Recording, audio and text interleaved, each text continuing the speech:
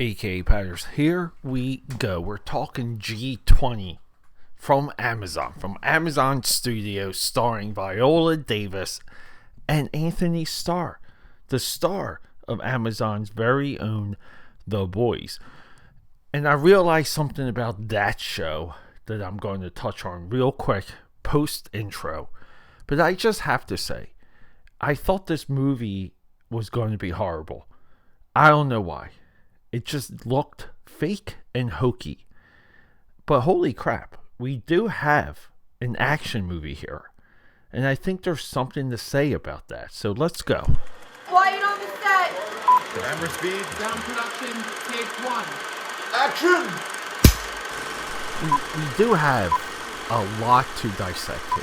Holy crap. I feel like I'm saying this at the beginning of every single episode, my AKA Patters. But hey, it's me. I'm the film buff. This is my show. I wholeheartedly, from the cells in my body, I apologize for this Friday's insanely late release. But we have kind of a good reason for it. Everything you see from us, from Team AKA Pad and the AKA Pad Army, well, we need software for that. And that software needs to run from an operating system. And we were doing a system-wide Microsoft update. And when we do an update, there's a checklist. And we have to check every single app and the compatibility. We have old files and new files that we can quickly access just to confirm and to hopefully spot errors. And we did. So we had to go back and forth for a while. A lot of pain, but we're here and we're back recording, and that's the only thing that matters. Now, some of this stems from what I set out to do at the beginning of the year, which was to unify all of my files and be able to quickly share large files amongst multiple computer terminals and laptops. Creating a completely cloud-based system. And by cloud-based, I mean I can be anywhere in the world and I can access old and new files, like files from 30 years ago or files from 30 seconds ago. So we ran into some trouble. I wanted to bring you this movie way earlier so you guys can enjoy it potentially on a Friday night. But, you know, and I just hate getting to you guys late sometimes. I really do.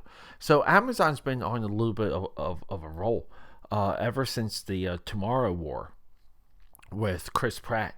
Amazon just really seems to be dripping out some bangers through their Amazon MGM venture.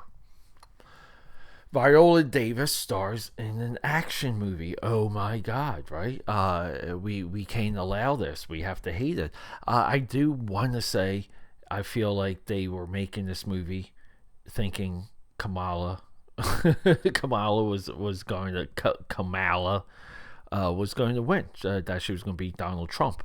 I think if that happened and the timing and the placement of this movie would have been pretty cool. Just saying that. Now, we also have White House Down. Now, White House Down. What's the there's a Jamie Foxx White House movie that, oh my God, I even remember the director, Roland Emmerich. I can't think of the movie right now.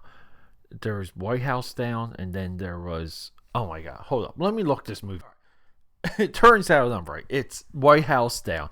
I was thinking of Olympus Has Fallen, and then we also have Air Force One.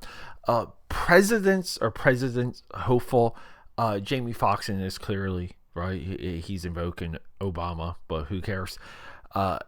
Getting our presidents as action heroes. It's kind of like a cool sub-genre of big budget action movies. Now, how is Viola Davis? Well, we have this one scene in the beginning of this movie that I love. And what's the plot real quick? We're 5 minutes deep. Let me get into the plot. G20 is a world summit where all the world leaders get together and they inflict green agendas onto the U.S. And so all the other countries now, and I'm talking some of it from historical perspective, I'll say, but the G20 summit is supposed to build agendas for the rest of the world. Now, this is where globalization, world trade, the green, saving the planet type stuff. And a lot of people say that everything gets put onto the U.S. And everyone takes from the U.S. and the U.S. doesn't, really shouldn't even be a part of the summit because everyone kind of leans on the U.S. Now, I know that's unpopular in a lot of circles. There's parts of the G20 summit that I'm aware of that I do agree with that notion, but there's other ones where I don't. I don't agree that the U.S. shouldn't participate. I think that the U.S. should be a part of G20. I think the U.S. should be leading the G20. With all of that, we have a supervillain played by Antony Starr, aka Homelander, from Amazon's very own The Boys. I love this cross promotion, and he is one hell of a villain. The deaths, I just have to say real quick, there's a lot of really good banger sudden deaths and sudden violence in this movie. Very, very useful. As it was in something like Die Hard, where we see that the terrorists mean business and they're not dealing with the BS. I love it when movies pivot into a totally evil terrorist mastermind. I love it. I love it. I love it. Antony Starr he's right up there with all of them. So we know how this movie is going to go. If we see the poster, Viola Davis, she's the president, and guess what? You don't piss off this girl because she's going to come at you and she's going to get you. The beginning of this movie has her practicing taekwondo or jiu-jitsu on the White House lawn. And I think to normal people, this would seem completely crazy and ridiculous. But guys, I'm not just a film buff. I'm a pretty good history buff too. And I would say maybe my favorite president of all time is Teddy Roosevelt. Teddy Roosevelt did that. Teddy Roosevelt would wrestle people in the White House. He would wrestle other heads of state. He would wrestle people from other countries that were coming in to talk to him. And we know him also with the Rough Riders, where he nearly freaking died. It's insane. He's had one insane life. I'm waiting for a 24-hour Netflix slow roll series about him, miniseries. Make it into 7 episodes or 8 episodes per season, 3 seasons. All systems are go. That's what I want from Teddy Roosevelt. So what we see from Viola Davis, I don't question, right? So the SHIT hits the fan, and this is one of the things I love about movies like this, and I think it's so well executed because we have to give a little bit of a heads up to our director, Patricia Riggen. Patricia Riggen, we can potentially say Patricia Riggen here, this girl, maybe directed the second or third best action movie from a woman. If we made a list of women directed action movies, she would be up there. I would put Peacemaker as number 1 with George Clooney, Nicole Kidman, and I would put Patricia Riggen's G20 right below it. Now, it's not a much of a distinguished list or long list, but again, this is something new. We're talking a lot about female directors. Seems like every single episode is a female directed movie. I don't care. I just want to watch good movies.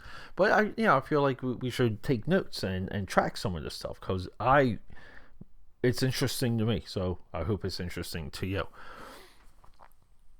But these movies, and what Patricia does very well is, I call it the spiral, where the terrorist is actually the focus of the movie. The terrorists in these movies, they drive the plot. and everything slowly spirals around them until it becomes like a pinpoint, like the tip of the spiral, like the tip of a screw. And, that's the demise of the terrorist, where the walls start closing in around him and we see everything unravel to where at one point when they're in complete control and then they're not. And AKA Patters, I felt like it was perfectly executed for this movie. I feel like this movie is absolute fun. I feel like it should be paid attention to and it shouldn't be overlooked. This movie has my thumbs up. It really does. I'm going to enjoy it later. I enjoyed it now, meaning it just, to me, has rewatchability, and I kind of know where a segment of the commentary crowd where they're going to attack this movie, which is beyond me. Because, again, our goal is to sit down and to enjoy a movie. And it doesn't mean we have to, love every aspect of it. But at the same time, is it good or is it not? Is it executed or is it not? I get it. Some of these diversity things that you guys want to say or this and that could be heavy-handed. I get it, and I agree with so much of it. But sometimes I don't care. I just don't care, and I didn't care when I was watching this movie. I think Viola Davis actually is an action star at this point. I want to see her. I want to see her crossover with Liam Neeson in Taken #6, or put her in Fast and Furious. Do that. Make her the next Mission Impossible villain. Let's go. Okay, that's a wrap.